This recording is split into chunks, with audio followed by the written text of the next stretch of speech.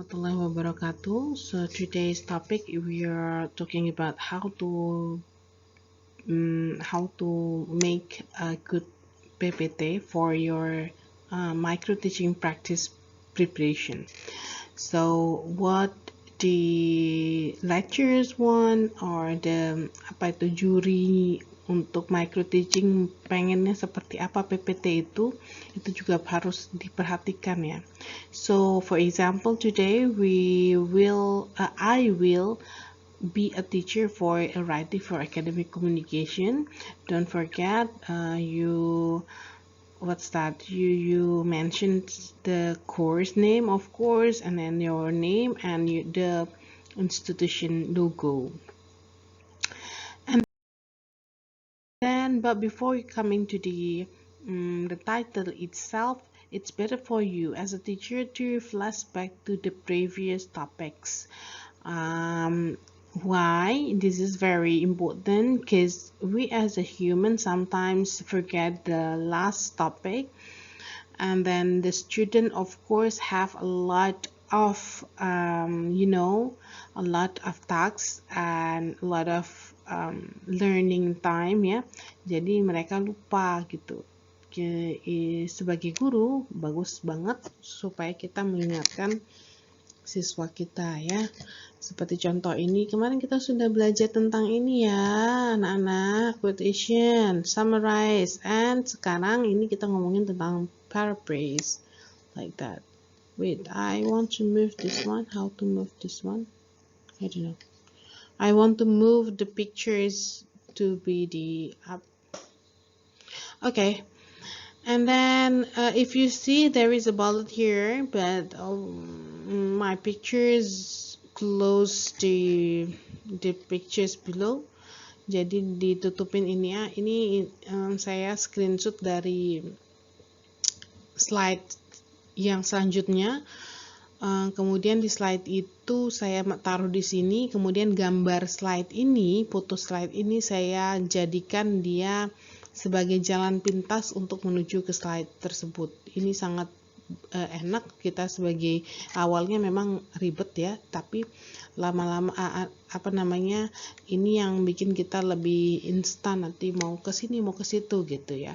Nah, di paraphrase ini nanti saya kasih tahu yang akan kita pelajarin adalah tentang definisinya, kemudian kita akan pelajarin tentang how to paraphrase and do and done, like that.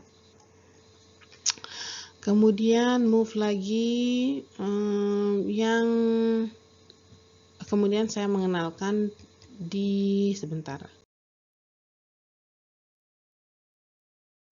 kemudian saya mengenalkan paraphrase itu apa. Nah, tapi sebelumnya saya biasanya akan memberikan konflik atau tema ya, tema yang sesuai dengan keadaan kita sekarang, yang kira-kira up to date gitu, kira-kira yang berhubungan dengan paraphrase apa sih. And at that time maybe I will mention the rektor ya dari dari Sumatera yang melakukan plagiarisme di beberapa jurnal. Nah, dari sini kita kasih tahu pentingnya apa sih paraphrase itu. Untuk menghindari plagiarisme. Nah, dari sini siswa tahu apa pentingnya topik itu untuk dipelajari. Sometimes they will, for clever one, the student will ask you, why do we need to learn this topic, sir, like that. So before you have short-term effect like that ya, jadi lebih baik kalian menjelaskan sebelumnya. Ini juga sangat penting untuk memotivasi siswa supaya mereka ada kemauan, willingness atau eagerness untuk belajar bersama kalian hari itu ya. Kalau mereka nggak tahu manfaatnya, mereka akan malas. Okay. And then don't forget to give the learning goals for that meeting.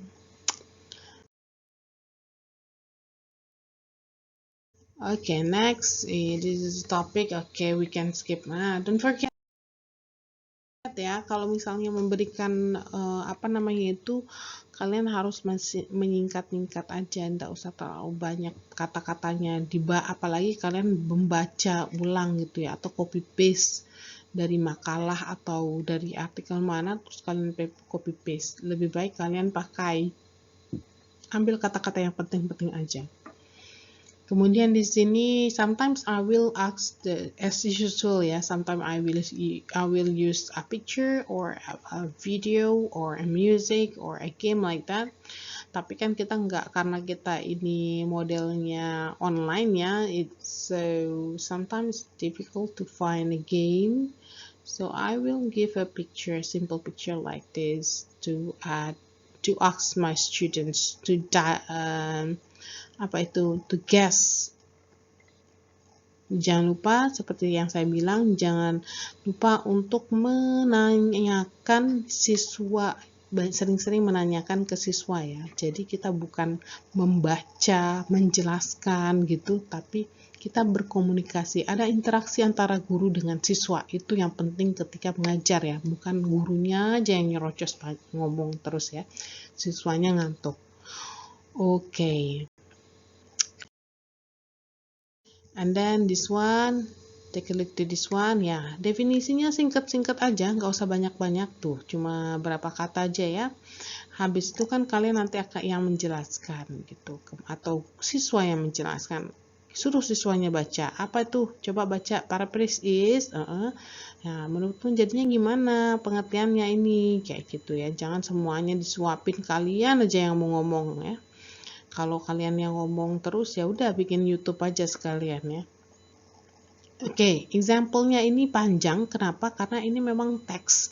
Jadi impossible for me to make it shorter. Nggak bisa saya pendekkan ya, karena memang sudah seperti itu. Dan ini kan apa namanya itu teks. Kita pelajari tentang teks. Oke, ini instruction. Jadi jangan lupa ketika kalian memberikan tugas gitu, don't forget to give this one. Wait. Nah, ada instruksinya, waktunya kalian mention. Kenapa ini penting? Kadang kan apa itu namanya, jurinya itu nggak terlalu perhatikan kalian ya, saking banyaknya yang dia dengerin. Nah, jadinya kalian kasih instruksinya di sini dikit aja. Kenapa? Supaya dia, dia sudah mention itu gitu. Jadi ini kalian nggak negative thinking, nanti jurinya udah dibahas belum ini gitu ya. Oke, di sini banyak kata-katanya karena memang ini adalah contoh teks. Jadi tidak mungkin saya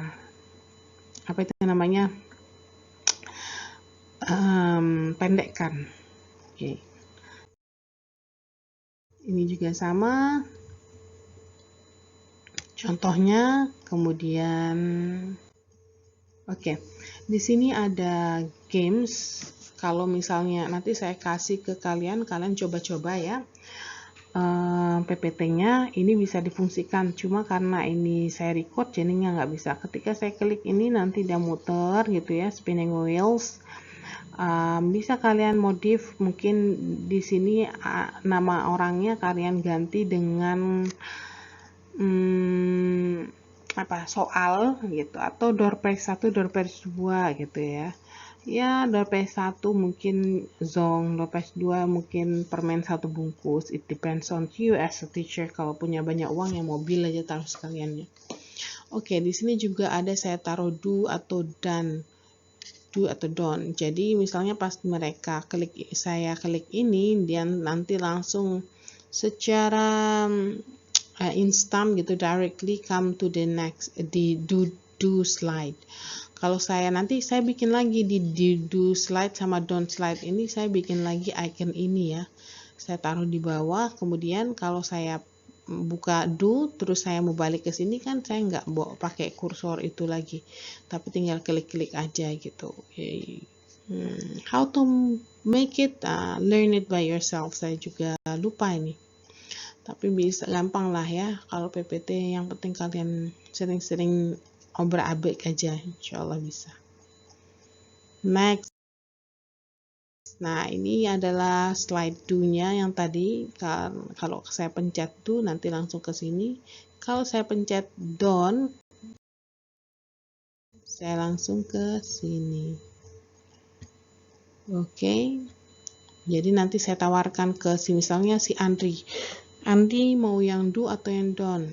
Oh ya, dia don't. Langsung ke don't ini gitu loh ya. Jadinya soal yang do-nya nggak dibaca gitu. Karena langsung directly ke don't gitu. Kemudian ini ada soal juga, tadi itu latihan doang ya, habis itu mereka ada tugas. Nah, kan namanya micro teaching itu disorters ya, dipendekkan. Tapi step-stepnya sama gitu. Di sini 30 menit ya, padahal habis itu oke, sudah 1 detik pre-memory gitu aja ya. Nggak usah langsung dilanjutkan. Next. Nah, habis itu jangan lupa untuk memasukkan beberapa tips penggunaan teknologi.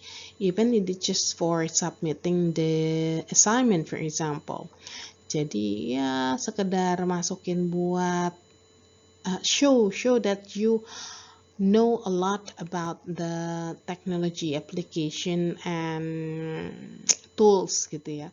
Jadi ketika kalian menggunakan melaksanakan micro teaching, remember the teacher competence nowadays is not only knowledge and pedagogy, but also the teachers have to know about the technology ya. Jadi jangan lupa show gitu beberapa aplikasi mengajar yang bisa kalian gunakan gitu. Contohnya juga kemarin ada kelas di kelas mana itu dia pakai games based teknologi ya, itu bagus banget untuk digunakan sebagai contoh. Atau mungkin mentimeter.com seperti yang sudah kita praktikan kemarin, atau Kahoot, atau apalah kalian lebih tahu dibandingin dengan saya ya. Explore more. Oke, next. Nah, tips untuk menutup ini kan sudah masuk ke conclusion ya. Jadi jangan lupa kalian menggunakan teknik mnemonic namanya. Jadi pasti ada gitu ya. Kayak kemarin kan pas teaching media kita pakainya apa itu? Apa namanya? Action. A stand for access, T for technology, and so on kan ya. Nah, itu memudahkan siswa untuk memflashback materi kita. Kemudian yang seperti di paraphrase ini, saya kasih P stand for put the text in your own words, A for avoid copying the text, and so on. Jadi siswa lebih gampang mengingat. Kemudian Bu, tapi saya nggak punya ilmu atau apa, susah sih Bu bikinnya, banyak banget ya di internet itu. Ini pun saya dapat di internet, dicari yang bagian pictures ya. Misalnya paraphrase bagian pictures biasanya muncul, atau yang kemarin itu action muncul juga di sana ya. Ini bagian pictures, bukan di bagian kata-kata web itu ya. Kalau kita nge-googling, cari di bagian pictures, bukan video. Ada kan video, ada web atau apa gitu ya. Kalian carinya di bagian pictures. Okay, little bit like this. Why? Because ingat, tugas kita sebagai guru itu bukan hanya mengajar, memberikan ilmu, menyuapi gitu ya, tapi juga mendidik. Give some motivation like this is very important. Because why? Because they spend a lot of time with us as a teachers, and then psikologinya itu siswa lebih cepat mendengarkan gurunya daripada orang tuanya. This is the real research ya. So don't forget to give a quote that relates to the topic. Karena kita lagi ngomongin tentang writing kan ini, jadi ya sudah kita pakai this one. To write is human, to edit is divine. Itu keharusan buat ngedit. Jadinya mereka nggak males. untuk ngedit. Okay, it's gonna be 15 minutes, and then don't forget to say thank you. Okay, if you have a question, you may write down in the comment below. Thank you. Wassalamualaikum warahmatullahi wabarakatuh.